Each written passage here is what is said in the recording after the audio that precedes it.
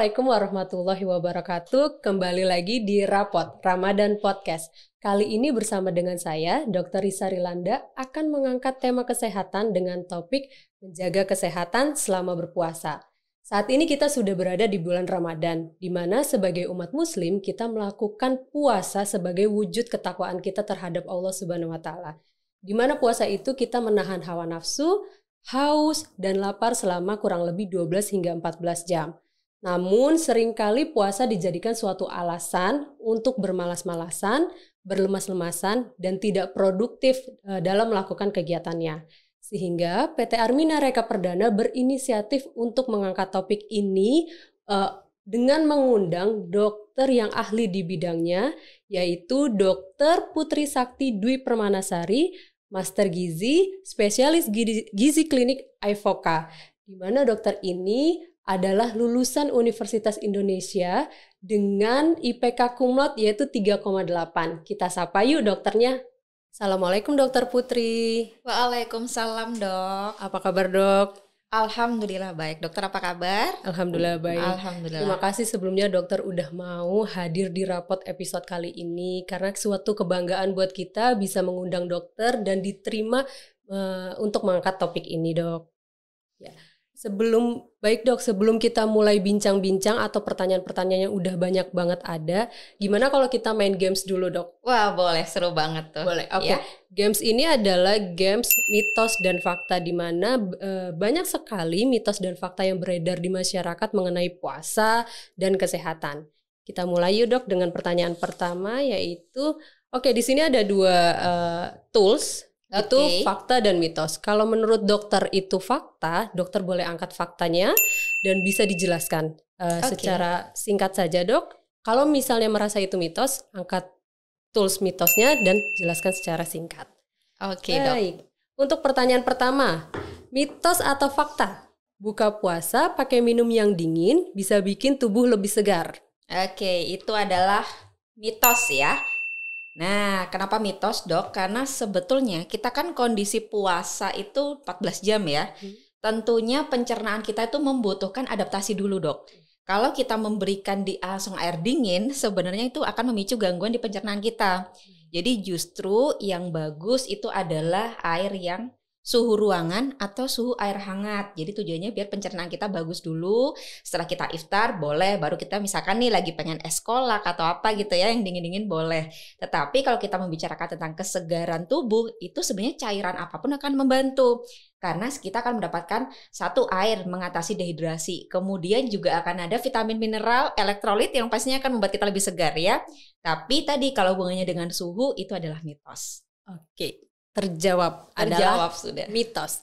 Pertanyaan nomor 2. Berolahraga ketika berpuasa berbahaya bagi kesehatan. Mitos atau fakta dok? Tentu saja itu mitos ya. Nah, kenapa mitos? Karena sebetulnya kalau kita sedang berolahraga di dalam puasa itu justru akan meningkatkan imunitas kita. Pertama, untuk membicarakan metabolisme tubuh kita ya dok. Ketika kita sudah berpuasa 12 jam, sebetulnya tubuh kita itu sudah mulai memproduksi gula sebenarnya. Dari mana gula itu? Dari cadangan tubuh. Salah satunya antara lemak atau otot. Gak heran nih kalau kita lagi puasa, biasanya dokter kalau ngabuburit makin seger ya dok. Bukannya malah lemes ya dok. Kalau siang mungkin kita lemes, ngantuk. Tapi kalau kita ngabuburit itu malah seger. Kenapa? Karena cadangan tubuh kita tuh malah dibongkar jadi glukosa. Nah, momen itulah yang dimanfaatkan untuk olahraga dok. Cuman memang olahraganya disarankan ya tentunya sesuai tubuh kita ya. Intensitasnya sebaiknya ringan sampai sedang. Apalagi di kondisi pandemi, kalau yang intensitasnya terlalu tinggi, apalagi asupan kita juga sedang diatur ya di puasa, nanti bisa memicu terjadinya penurunan imunitas gitu. Jadi mitos kalau sampai dikatakan olahraga itu malah akan memicu berbagai penyakit atau mengganggu kesehatan kita ya. Tetapi kita harus bijak waktunya, kemudian jenisnya. Jadi ketepatan untuk olahraga itu pasti akan menunjang kita untuk menjalankan ibadah puasa dengan semakin sehat. Oke, terjawab. Mitos. Pertanyaan nomor 3. Mitos atau fakta? Konsumsi suplemen saat sahur atau buka tidak baik bagi kesehatan. Oke, sekali lagi tuh mitos ya. Nah, kenapa? Karena sebenarnya gini, memang pada dasarnya kita puasa itu tidak membutuhkan atau tidak wajib suplemen, Dok.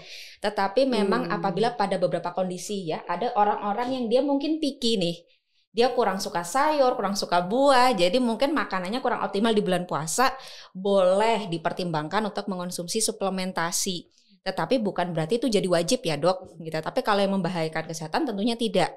Asal yang disarankan adalah pilih yang multivitamin mineral kompleks. Artinya tidak ada yang dosis tunggal. Kecuali memang ada kondisi klinis khusus yang memang dia membutuhkan dari dokternya, disarankan untuk salah satu vitaminnya itu memang harus dosis tinggi. Seperti itu, Dok. Oke, jawabannya lagi-lagi mitos ya, Dok? Iya, betul. Oke, pertanyaan terakhir, mitos atau fakta, berpuasa bagus untuk diet karena dapat menurunkan berat badan. Nah, kalau kali ini fakta ya. Fakta, karena kita sudah banyak sekali penelitiannya dengan melakukan puasa Ramadan itu alhamdulillah banget bagus untuk kesehatan kita, Dok. Ya, salah satunya adalah berat badan kita bisa turun terutama di masa lemaknya. Jadi biasanya di penelitian itu masa lemak turun, kadar profilipid misalkan nih kolesterol, trigliserida itu juga bisa kita turunkan. Kemudian kita juga akan memperbaiki dari segi harapannya ototnya juga nggak ikut turun ya, Dok, karena tadi proteinnya asal harus baik. Cuman memang untuk kita mendapatkan efek penurunan berat badan tapi tetap sehat, balik lagi jangan sampai salah pemilihan nutrisinya. Nah itu nanti akan kita bahas lebih detail ya, Dok ya. Misalkan apa sih nutrisi yang paling tepat untuk kita konsumsi saat bulan puasa biar kita bisa tetap turun berat badan tapi kesehatan dan imunitas kita tetap terjaga dengan optimal. Oke, terjawab semua mitos dan fakta dari pertanyaan-pertanyaan yang udah ada atau beredar di masyarakat. Oke, Dok, terima kasih kita sudah selesai game mitos dan fakta. Kita lanjut yuk, Dok, untuk bincang-bincang tentang topik kita yaitu menjaga kesehatan selama bulan puasa. Pertama, saya mau nanya nih, Dok, tentang bagaimana sih pandangan medis terhadap puasa tersebut. Baik, terima kasih ya, Dok ya. Kalau kita membicarakan puasa, apalagi puasa Ramadan itu secara medis manfaatnya banyak sekali, Dok. Asal kita menjalankannya dengan tepat. Ya. Nah, itu tadi salah satunya ya kita harus memperhatikan nutrisinya detail, selain dari porsi dan juga nanti detail-detail seperti komposisinya. Nah, terlepas dari hal itu, puasa itu akan membantu kita yang pertama mendetoksifikasi secara alami ya pencernaan kita. Otomatis akan lebih sehat. Makanya tadi saya bilang selama kita menjalankan dengan betul, tidak akan mengganggu. Contoh, kalau kita kalorinya sampai salah, jenis makannya salah satunya bisa memicu asam lambung. Tentunya efek dari detox nggak jalan, ya. Kemudian yang kedua adalah metabolisme tubuh kita kan bekerja dengan bagus. Karena dengan kita berpuasa, salah satunya tadi, Dok, otomatis cadangan berlebih dalam tubuh kita, salah satunya adalah lemak. Masa lemak tubuh kita kan bisa diturunkan, otomatis efek kita untuk membantu menjaga berat badan ideal, atau membantu menurunkan berat badan itu akan lebih tepat sasaran. Dan efek lebih lanjut apa? Kalau lemaknya turun kan berarti kesehatan kolesterol jahat di tubuh kita juga akan lebih terjaga dengan baik ya, Dok. Dan tentunya gula darah akan lebih terkontrol dengan baik. Asal tadi ya pemilihannya saat buka puasa dan sahur nggak boleh salah. Nah itu nanti kita mungkin harus bahas lebih lanjut ya, Dok ya. Jadi para pendengar di rumah itu juga akan bisa mendapatkan manfaatnya yang optimal dengan berpuasa. Oke. Baik, Dok, dari penjelasan dokter tadi saya tertarik dengan baik lemak, baik gula, itu kan jenis-jenis makanan yang biasa kita konsumsi. Untuk puasa sendiri, baiknya tuh jenis apa aja sih, Dok, yang dikonsumsi? Baik, terima kasih, Dok. Jadi sebenarnya kalau kita membicarakan nutrisi saat puasa, Dok, itu kita melihatnya dari 3J ya. Yang pertama adalah jumlah porsinya. Jadi kita harus tahu, artinya ketika kita sedang menjalankan puasa, bukan berarti kalori kita jadi lebih sedikit, Dok. Tetap sama dengan kebutuhan kita harian biasanya, ya. Kemudian J yang kedua adalah jumlah komposisinya. Tadi salah satunya dokter tanyakan. Jumlah komposisi untuk imunitas yang bagus saat bulan puasa, tentu karbohidratnya harus tepat. Proteinnya harus cukup ya. Lemak bukan berarti tidak boleh karena lemak juga kita tetap perlu tapi asal tidak berlebih ya. Lemak ini penting salah satunya untuk penyerapan vitamin A, D, E, K. Jadi pasti kita akan tetap butuh ya. Plus vitamin mineral yang cukup dari sayur dan juga buah. Nah, J yang ketiga itu jadwalnya juga harus tepat, Dok. Sahurnya bagaimana, buka puasanya, jadwal tuh maksudnya kayak gini, ada orang yang buka puasa langsung makan besar ya, Dok ya, atau ada yang dia iftar dulu, buka kecil, baru nanti setelah sholat maghrib dia buka yang besar. Nah itu yang juga harus dilakukan dengan tepat. Kemudian sebenarnya ada tambahan J lain yaitu jurus masak, Dok. Artinya ketika kita bulan puasa dan kondisi kita mungkin tergantung ya tiap orang. Jadi kita harus tahu cara pengolahan yang benar gimana. Misalkan kalau punya asam lambung ya jangan memilih yang jenisnya pedas-pedas atau misalkan yang berlemak tinggi karena lemak itu juga memicu asam lambung. Kadang orang-orang yang lupa gitu ya. Dia mahnya kenapa ya? Karena dia buka puasa udah kosong lama langsung gorengan misalkan gitu. Nah, itu kita yang harus juga bijak memilih jenis dan juga komposisinya ya. Baik, Dok, tadi udah dijelasin tuh Dok, jenisnya ada karbohidrat, ada protein, dan juga harus tetap konsumsi lemak. Tapi secara jelasnya nih Dok, boleh nggak dijelasin apa sih karbohidrat yang paling baik, protein yang paling baik, ataupun lemak yang paling baik yang dikonsumsi selama bulan puasa? Baik, terima kasih Dokter Isa. Ini menarik sekali ya, karena memang betul karbohidrat itu kadang menjadi momok di masyarakat. Padahal sebetulnya karbohidrat itu kalau kita memilih porsi dan jenis yang tepat itu akan menunjang puasa kita dengan baik. Yaitu yang terbaik kalau saat sahur dan buka besarnya ya, itu adalah karbohidrat kompleks. Kompleks itu artinya tinggi serat. Nah, jadi misalkan nih dibandingkan nasi putih boleh dipertimbangkan nasi merah atau nasi coklat, atau kalau makan kentang kulitnya jangan dibuang Dok, padahal kulitnya itu serat yang akan membantu kita mengontrol gula darah dan juga lemak lebih baik, misalkan seperti itu. Nah sebaliknya ketika kita menjalankan iftar saat azan maghrib, karena kita setelah berpuasa 12-14 jam, maka boleh kita mengonsumsi karbohidrat sederhana. Tujuannya biar gula darahnya itu cenderung gampang naik sesaat. Tetapi harus bijak pemilihannya. Biasanya yang kita sarankan tentunya adalah buah potong, atau jus buah, kurma juga boleh tapi jangan berlebih gitu ya. Kita ikuti yang dilakukan oleh sunnah Rasul tentunya. Nah selain karbohidrat Dok, tentunya yang paling penting untuk menunjang imunitas kita adalah protein yang cukup ya. Protein ini yang terbaik adalah gabungan dari dua Dok, protein hewani dan nabati. Kalau hewani ya bisa kita makan dari ikan, ayam, telur, atau misalkan produk susu gitu ya, atau daging merah boleh sesekali kita konsumsi. Ditambah dengan protein dari nabati, boleh tahu tempe, boleh kacang-kacangan apapun tuh juga sebenarnya termasuk dari protein nabati. Kemudian lemak tadi ya, lemak memang kita usahakan seminimal mungkin, kita usahakan dari bahan makanan utamanya, kan biasanya di ayam atau ikan kan juga sudah ada lemaknya ya Dok ya. Dari situ tinggal pengolahannya kita pintar-pintar, minyaknya jangan sampai berlebih misalkan seperti itu. Kemudian nanti kita kombinasi dengan vitamin mineralnya dari sayur dan buah dan kita akan mendapatkan efek serat sebetulnya Dok. Dengan serat yang bagus maka kerja bakteri sehat di usus kita akan baik. Efeknya salah satunya adalah bisa menjaga kesehatan kita dengan baik. Kenapa? Karena 80-90% imunitas kita itu berasal dari kesehatan usus.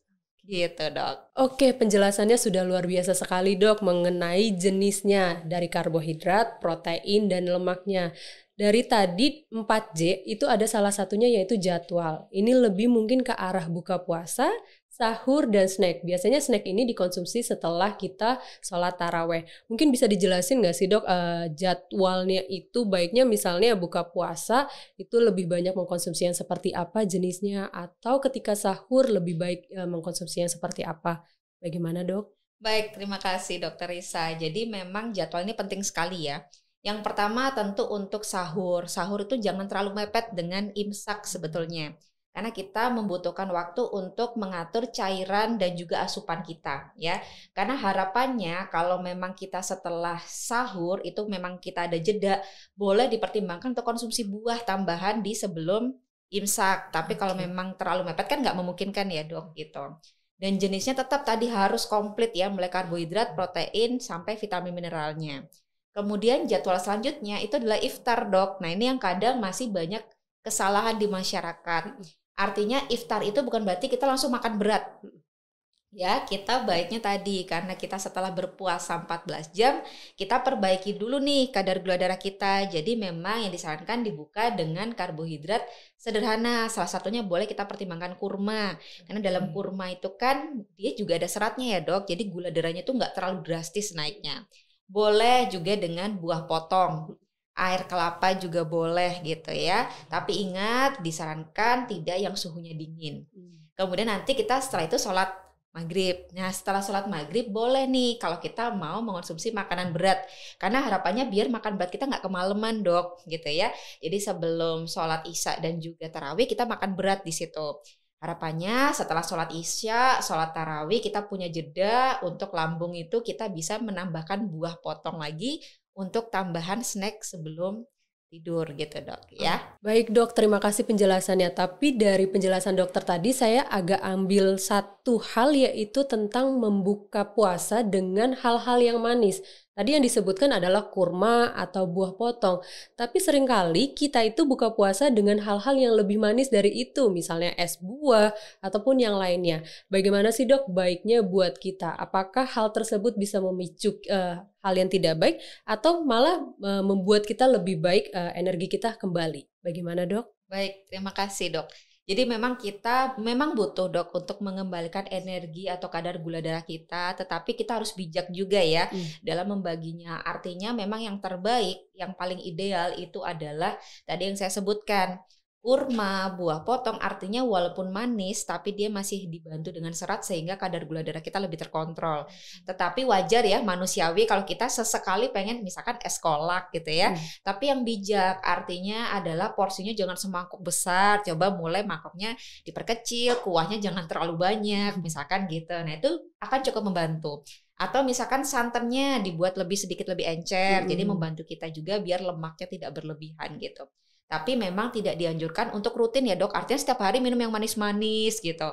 Jadi sesekali aja hanya untuk obat kangen boleh dipertimbangkan mengonsumsi misalkan es tadi ya, es kelapa atau misalkan juga es campur gitu. Tapi bijak jumlahnya gitu. Oke, baik. Dok, dari tadi ngomongin tentang es kelapa, es campur itu lebih ke arah air. Karena terkadang orang mengkonsumsi itu defense-nya adalah saya haus, saya dehidrasi. Selama saya puasa, saya sepertinya lemas karena haus. Bahkan terkadang ada orang yang bilang, selama puasa saya tuh lebih baik tidak makan tapi saya minum, gitu dok. Jadi mungkin salah satu penyebab puasa itu lemas, puasa itu tidak efektif karena salah satunya adalah kekurangan cairan. Boleh dijelasin nggak sih dok kekurangan cairan saat berpuasa itu seperti apa? Baik, terima kasih ya dok. Memang menarik sekali terkait cairan ini karena orang itu terkadang melupakan kebutuhan cairan harian. Karena walaupun kita berpuasa, jendela kosongnya itu lama, tapi kita cairan nggak boleh kurang. Tetap harus minimal 2 liter dok. Ya, jadi kita harus bijak-bijak mengatur masuk lagi ke tadi dok ke jadwalnya. Jadi jadwal itu kita tidak hanya membicarakan makanan, tapi juga membicarakan minuman. Yaitu biasanya yang bisa saya sarankan kan kita butuh 2 liter itu estimasinya 8 gelas ya, dengan harapan satu gelasnya sekitar 250 ml. Biasanya saya mengajarkan masyarakat atau pasien saya untuk mengonsumsi cairan baik air putih atau misalkan lagi pengen air teh gitu ya. Itu adalah di saat bangun tidur. Jadi pas mau sahur itu 1 gelas. Kemudian sahur. Setelah sahur minum 1 gelas lagi dok. Sebelum imsak kita bisa mengonsumsi 1 gelas lagi. Nah kemudian nanti saat berbuka puasa iftar kita minum 1 gelas. Nah setelah sholat maghrib kita minum lagi nih 1 gelas gitu ya. Setelah makan besar kita mengonsumsi 1 gelas lagi. Nanti setelah snack kita konsumsi 1 gelas lagi. Baru sebelum tidur kita boleh mempertimbangkan 1 gelas lagi. Jadi sebenarnya kalau kita mengatur jadwalnya itu tadi ya, dengan makanan yang tidak berlebihan saat buka puasa, harapannya perut nggak terlalu kenyang, jadi kita punya spare juga untuk cairan yang cukup untuk kita dok. Tapi yang bijak ya, karena cairannya kalau yang tadi seperti dokter Risa sampaikan manis-manis terus, nanti yang ada efek puasa untuk penurunan berat badan malah terganggu ya dok ya, gitu. Jadi ingat untuk cairan nggak boleh kurang dok, karena walaupun makanan kita bagus, kalau cairan kurang kita bisa dehidrasi seperti yang dokter Risa sampaikan. Kalau kita dehidrasi selain cairan kurang, biasanya elektrolit juga terganggu ya dok. Efeknya kita jadi lemes gitu ya, jadi nggak produktif ya dok ya, dan tentunya akan bisa mengganggu imunitas di bulan puasa. Baik dok, tadi mungkin gejala dari dehidrasi udah dijelaskan dengan jelas ya, yaitu salah satunya adalah lemas, tidak efektif, atau mungkin juga pusing. Ada pertanyaan dok tentang Berpengaruh nggak sih dehidrasi terhadap salah satunya adalah faktor tidak sedap bau mulut? Karena memang itu jadi faktor kita selama berpuasa atau masalah kita selama berpuasa. Tapi memang ada pertanyaan itu dok yang masuk ke saya. Apa sih penyebab bau mulut bulan puasa itu lebih eh, kuat dibandingkan tidak berpuasa? Apakah ada ngaruhnya dok terhadap dehidrasi? Betul. Jadi begini dokter Isa ya, kalau kita kurang cairan otomatis kan salah satu produksi air liur kita juga berkurang ya. Jadi memang itu akan salah satunya mengganggu di bau mulut. Kemudian juga biasanya di pemilihan makanan yang kurang tepat dok gitu ya. Karena makanan-makanan yang cenderung asam atau makan makanan yang cenderung mengandung lemak, berlemak gitu, itu juga akan memicu gas asam lambung yang juga tinggi. Nah, itu juga akan memicu juga nih salah satunya. Jadi aroma mulut kita tuh lebih asem gitu ya. Itu akan cukup mengganggu sebenarnya di bulan puasa, tapi itu kita harus bijak-bijak memilih makanan kita. Dan yang kedua, kita cairan harus cukup. Salah satunya mengurangi biar baunya tidak berlebih. Karena bau mulut itu kan pasti wajar ya dok ya. Karena kita berpuasa 14 jam pasti akan ada perubahan dalam saluran pencernaan kita. Oke, baik dok. Dok, saya mau tanya tadi penjelasan tentang cairan yang dikonsumsi selama puasa. Salah satunya tadi dokter ada menyebutkan teh. Tapi saya sempat pernah dengar atau masuk beberapa pertanyaan ke saya, salah satunya teh itu bisa menyebabkan cairan lebih cepat keluar dibandingkan cairan-cairan yang kita konsumsi lainnya. Mungkin teh lebih cepat membuat kita berkemih dibandingkan dengan air putih. Mohon penjelasannya dok tentang hal tersebut. Baik, terima kasih Dokter Isa. Memang betul ya, salah satunya teh atau kopi itu dia memiliki kandungan yang akan memicu kita bisa bersifat diuretik biasanya kita sebut dok. Jadi cairan kita untuk buang air kemih itu akan cenderung lebih sering atau lebih banyak. Makanya sebenarnya bukan berarti nggak boleh, tapi bijak di waktunya. Misalkan kita minum tehnya itu saat buka puasa, jangan pas sahur gitu ya. Efeknya apa? Tentunya kalau setelah buka puasa kan cairan kita juga setelah itu bisa kita imbangi gitu ya. Tetapi artinya adalah teh itu bukan berarti diharamkan, tetapi lebih ke bijak aja, boleh minum segelas untuk sebagai alternatif cairan tambahan, tapi jangan berlebih karena kalau berlebih selain efek ke sering mengeluarkan buang air kemih juga teh itu memicu asam lambung dok. Jadi untuk teman-teman atau bapak ibu yang memiliki gangguan asam lambung, tentunya itu juga akan cukup mengganggu ya nanti di puasanya. Oke dokter, terima kasih penjelasannya tentang dehidrasi atau asupan cairannya. Mungkin yang sekarang lebih banyak pertanyaannya salah satunya adalah tentang kegiatan. Kegiatannya yang sekarang lagi ramai adalah olahraga. Olahraga tuh banyak dok, baik seperti bersepeda atau saat ini juga mungkin yang diminatin adalah seperti golf. Mungkin terlihat tidak beraktivitas, tapi kita nggak tahu bagaimana tindakan-tindakan selama golf itu. Oke, boleh dijelasin nggak sih dok, untuk olahraga selama berpuasa itu baiknya seperti apa? Baik, terima kasih Dokter Isa. Untuk olahraga yang tepat saat puasa ya, tentu kita harus melihat yang pertama adalah waktunya dulu. Memang bukan berarti nggak boleh di pagi hari atau siang hari, tetapi ada salah satu resiko yang bisa terjadi adalah dehidrasi dok. Atau karena dibakar gula darahnya dari pagi hari nih, takutnya nanti makin lemes siang atau sore harinya ya. Tapi balik lagi itu tergantung adaptasi tiap orang masing-masing. Jadi yang saya sarankan adalah kalau mengikuti metabolisme yang baik, kita setelah 12 jam puasa, artinya boleh di 1-2 jam sebelum buka puasa dok. Artinya saat itu metabolisme kita memang sudah mulai memproduksi gula dari cadangan-cadangan tubuh. Jadi harapannya dengan kita berolahraga atau beraktivitas fisik, maka cadangan tubuh kita akan terbentuk. Jadi kita nggak lemes, biasanya gitu ya dok ya. Contohnya salah satunya ngabuburit gitu yang saya bilang. Nah, kita harus melihat juga selain waktunya, ternyata jenis olahraga itu juga harus diperhatikan, dok. Memang yang terbaik olahraganya sebaiknya usahakan di yang intensitasnya ringan sampai sedang. Artinya kita tetap beraktivitas olahraga tapi tidak berlebihan. Karena kalau berlebihan, salah satu efek dari intensitas tinggi kan yang dibakar antara lemak dan juga karbohidrat. Nah, kalau karbohidrat ikut dibakar juga, yang ada kita malah lemas, kita tidak mendapatkan efek yang tadi ya gula darah untuk dibentuk gitu. Jadi kedua, kalau kita intensitas tinggi, sudah ada beberapa penelitiannya dok, bahwa kalau intensitas tinggi nanti akan ada jendela waktu 3 jam setelah olahraga, kita lebih mudah terpapar virus atau bakteri atau patogen. Nah, itu yang menjadi pertimbangan. Nah, bagaimana kita bisa tahu tadi ya dok, apakah intensitasnya itu sudah berlebih atau misalkan sedang gitu ya. Karena gini, kita kadang nggak bisa melihat cuma dari jenis olahraganya aja. Artinya golf itu kalau tergantung gimana frekuensinya dia kan, bisa jadi dia ringan atau dia masuk sedang nih. Nah, sama orang lari pun bisa jadi dia masuk intensitas sedang, bisa juga tinggi dok kalau dia larinya cepat banget gitu. Jadi kita harus pintar-pintar menghitung sebenarnya dari nadi kita. Jadi tiap orang tidak bisa dipukul rata. Caranya mudah sekali, 220 dikurangi usia kita, Dokter Risa. Setelah tahu hasilnya, kalikan di 60-80% itu adalah nadi yang tepat untuk berolahraga. Di atas 80% dari perhitungan tadi itu sudah masuk intensitas tinggi, hati-hati nanti yang ada malah kelingan, keringet dingin, pusing gitu ya, malah tidak mendapatkan efek positif dari olahraganya, nanti khawatirnya malah mengganggu ketika setelah buka puasanya dok gitu.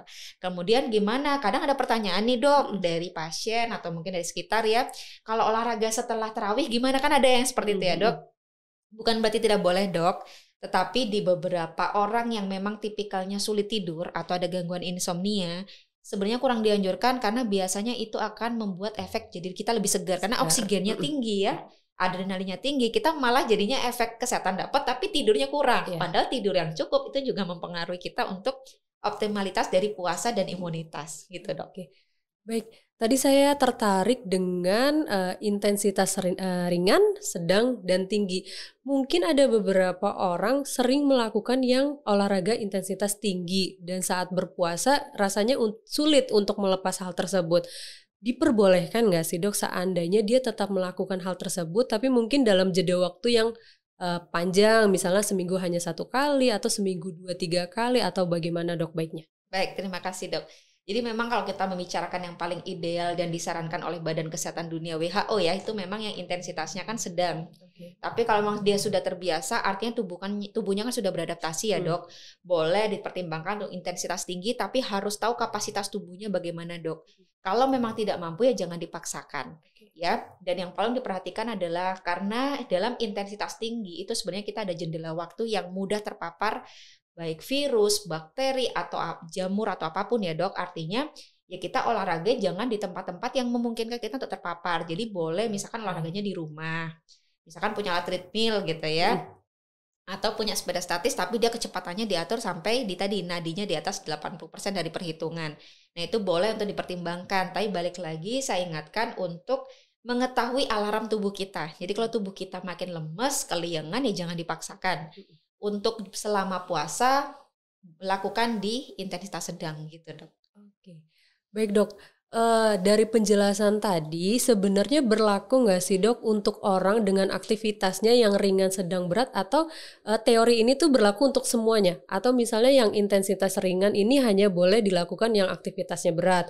Atau mungkin bisa nih yang tinggi tadi dilakukan oleh orang yang aktivitasnya ringan? Bagaimana dok? Karena sekarang kan mungkin ada yang orang usahanya di rumah gitu, lebih banyak bertemu dengan layar, mungkin tidak banyak aktivitas berat. Nah, jadi dia milih olahraga dengan intensitas tinggi. Tapi mungkin ada orang yang aktivitasnya sudah tinggi sekali di luar kantor, bagaimanapun itu, dan dia apakah harus dengan intensitas ringan olahraganya dok? Bagaimana dok? Baik, terima kasih Dr. Risa. Jadi memang kalau kita membicarakan gaya hidup itu tidak bisa hanya satu partikel aja dok. Artinya kalau kita membicarakan jenis olahraga kita juga harus melihat asupannya. Artinya bukan dari aktivitas apakah kalau dia aktivitas hariannya mager di rumah misalkan ya, tapi dia olahraganya jadi harus berlebih, enggak juga. Yang penting itu kan keseimbangan energi itu harus bagus. Kalau asupannya cukup dengan olahraga yang intensitas ringan sedang itu sebenarnya sudah cukup membantu. Memang yang terbaik adalah intensitas sedang ya dok. Nah kalau yang ringan itu boleh dipertimbangkan untuk orang-orang nih yang misalkan puasa tapi memang status nutrisinya sudah malnutrisi, kan nggak mungkin ya dok. Malnutrisi itu artinya biasanya kan cadangan tubuhnya juga kurang ya. Artinya kita jangan memperberat itu, boleh dipertimbangkan untuk ringan misalkan. Tapi kalau untuk intensitas tinggi memang belum disarankan ya dok. Kalau yang sedang tadi kita tinggal melihat dok durasinya, misalkan 30 menit atau sampai 60 menit. Nah itu sebenarnya dari Badan Kesehatan Dunia maupun American Heart Association itu sebenarnya juga menyarankan itu intensitas sedang itu untuk semua orang sebetulnya dok. Tapi balik lagi kita harus tahu kapasitas tubuh dan riwayat penyakit kita. Contoh untuk orang-orang yang misalkan sering mengalami hipoglikemi atau kurang gula, kan nggak mungkin kita paksakan intensitas sedang ya. Jadi boleh dipertimbangkan untuk intensitasnya ringan, misalkan gitu dok. Oke. Ya. Baik. Kalau saya pribadi saya pilih olahraganya yaitu ngabuburit yang tadi dokter sarankan. Tapi kalau ngabuburit dok sarannya itu jalannya jangan berhenti dulu di tempat jualan. Jadi 30 menit jalan dulu gitu ya. Baru setelah itu baru beli. Jadi dapat efek dari olahraganya. Ya. Baik dokter, tadi kita udah ngomongin olahraga, kita udah ngomongin asupan makanan, mungkin masih ada yang tetap kekeh untuk menggunakan pola makan yang seperti biasa atau dengan olahraga yang seperti biasa, sehingga terkadang orang itu berpikir saya bisa tambahkan suplemen kok sebagai asupan saya ketika berpuasa. Bagaimana dok tanggapan dokter terkait suplemen tambahan untuk orang berpuasa? Baik, terima kasih dokter. Jadi memang yang terbaik kalau kita bisa mendapatkan dari bahan sumber alami dari Allah, kenapa kita harus dari bahan kimiawi ya dok sebenarnya. Tetapi memang di beberapa kondisi yang memang kurang optimal atau ideal untuk menjalankan ya dok. Misalkan tadi saya bilang, misalkan karena kesibukan bekerja sehingga waktu untuk makan yang optimal dengan makanan yang sangat bergizi lengkap itu misalkan kurang memungkinkan, boleh dok untuk dipertimbangkan. Tapi vitaminnya jangan pernah dosis tunggal. Jadi tipikalnya adalah yang multivitamin kompleks, itu pun harus atas rekomendasi dokter. Karena dokter yang akan tahu kondisi fisik kita seperti apa dan yang terbaik itu vitaminnya yang dosisnya seperti apa. Tetapi kalau memang kita jangan jadikan suplemen itu jadi alasan kita dibalik. Oh berarti kalau aku boleh suplemen ya udah deh aku makan puasanya gak harus bagus kayak kata dokter gitu. Yang penting kan aku ekstra dengan suplemen. Nah itu saya kurang menyarankan ya, karena bagaimanapun juga yang terbaik itu pastinya dari makanan kita. Bedanya apa? Kalau multivitamin kompleks itu istilahnya kita punya vitamin A, B, C sampai Z misalkan gitu ya. Kalau kita konsumsi dari makanan itu luar biasa dok, kita nggak akan cuma dapat vitamin mineral di situ. Kita dapat antioksidan. Biasanya kita sebut dengan polifenol. Contoh, dengan sayur dan buah yang berwarna-warni nih, variasi misalkan ya, pagi pakai sahur pakai kangkung sama potongan tomat, nanti sorenya kita makan misalkan ungunya dari terong, misalkan gitu ya, dok, putihnya dari jamur. Itu efeknya kita akan mendapatkan antioksidan yang melimpah juga di situ. Yang mungkin kita nggak akan dapetin dari suplemen. Nah, jadi itulah mengapa yang terbaik adalah dari bahan makanan sumber. Sudah murah meriah ya dok, tapi kita mendapatkan kombinasi yang lebih komplit dibandingkan dari yang suplementasi. Gitu dok. Baik dokter Putri, terima kasih sekali atas penjelasan yang sangat jelas dan bermanfaat ini dari banyaknya pertanyaan yang saya jelaskan.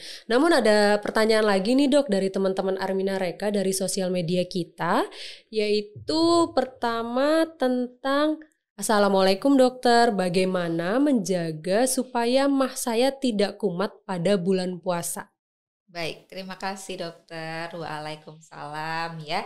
Jadi untuk orang-orang yang memiliki asam lambung atau GERD, yang pertama bisa saya sarankan adalah konsultasi dulu nih ke dokter penyakit dalamnya atau dokter spesialis gizi kliniknya yang memang sudah tahu riwayatnya dok. Karena kan derajatnya beda-beda ya, tingkat berat tidaknya. Nah kemudian setelah memang dibolehkan untuk menjalankan puasa, baru kita melihat dari segi tadi.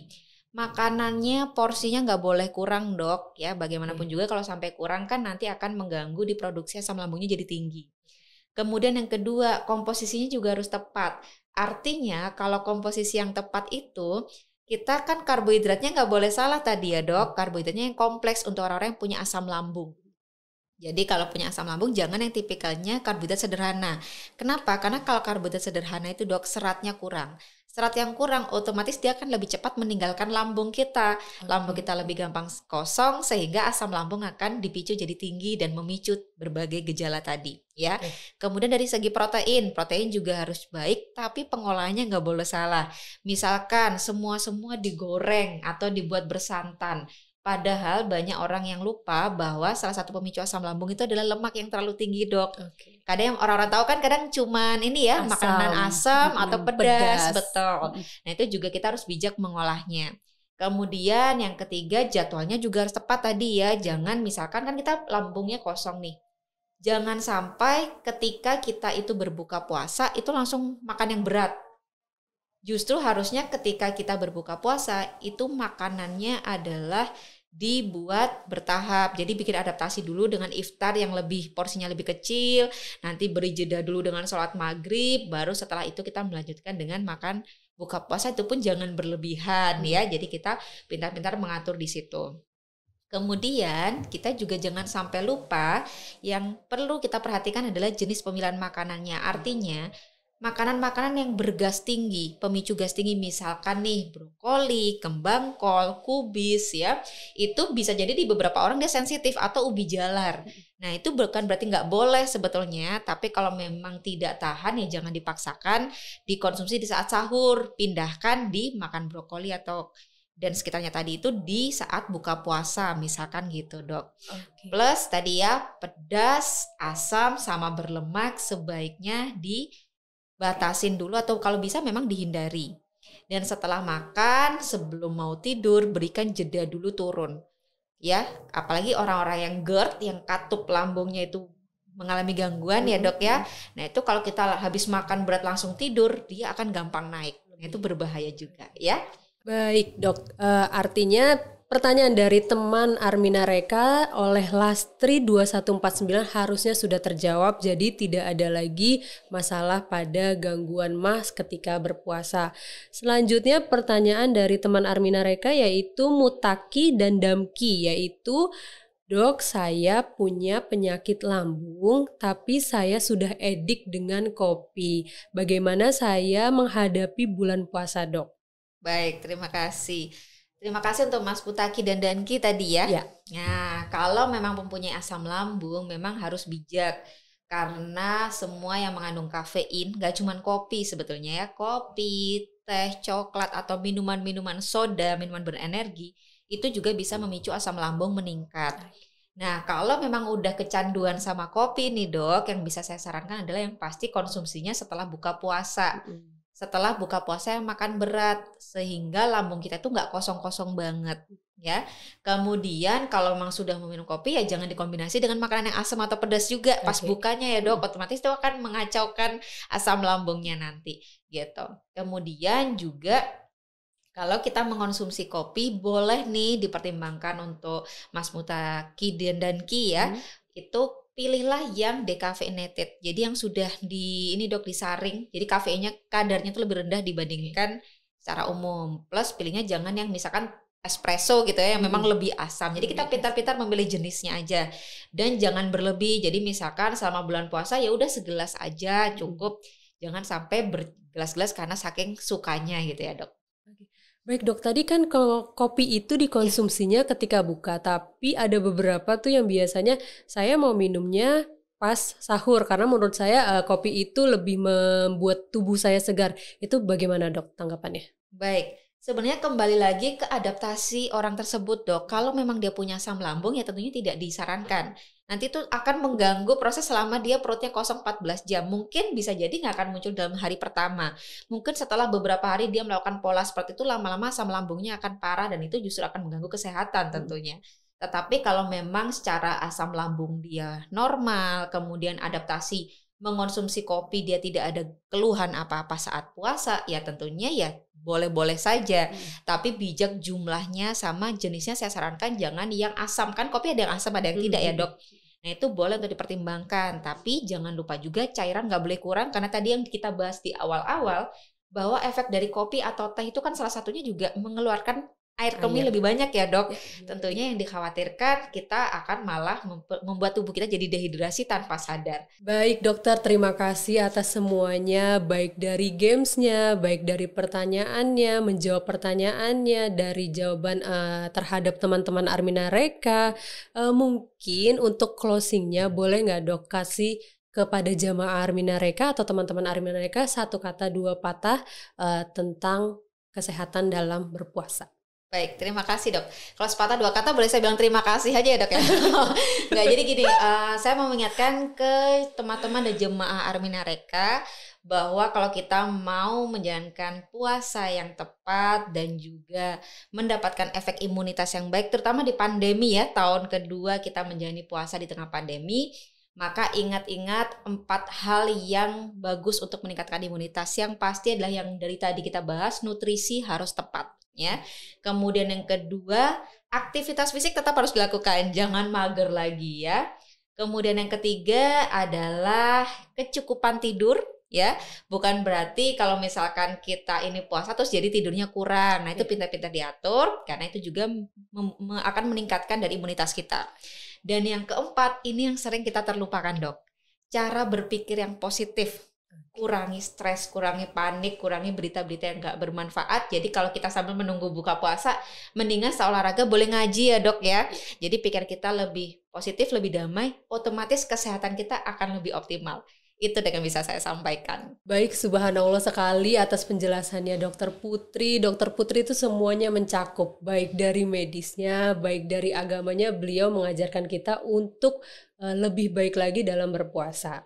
Teman-teman atau jamaah Armina Reka yang merasa ya setelah menonton video ini merasa bahwa ilmu ini hanya bermanfaat untuk saya, boleh di-keep, tapi rasanya ilmu ini bermanfaat untuk orang lain. Silahkan disebarkan karena ilmu ini tuh luar biasa, baik untuk kalangan muda, kalangan orang tua, orang yang sedang tidak sehat, ini bermanfaat sekali. Jadi jangan lupa untuk subscribe video ini dan copy link dan sebarkan ke seluruh sosial media yang teman-teman punya. Karena dengan kita berbagi ilmu, kita itu sudah berbuat kebaikan. Oke, baik, saya tutup podcast kali ini, rapot kali ini dengan mengucapkan Alhamdulillah. Mohon maaf apabila ada kesalahan. Assalamualaikum warahmatullahi wabarakatuh. Selamat menjalankan ibadah puasa.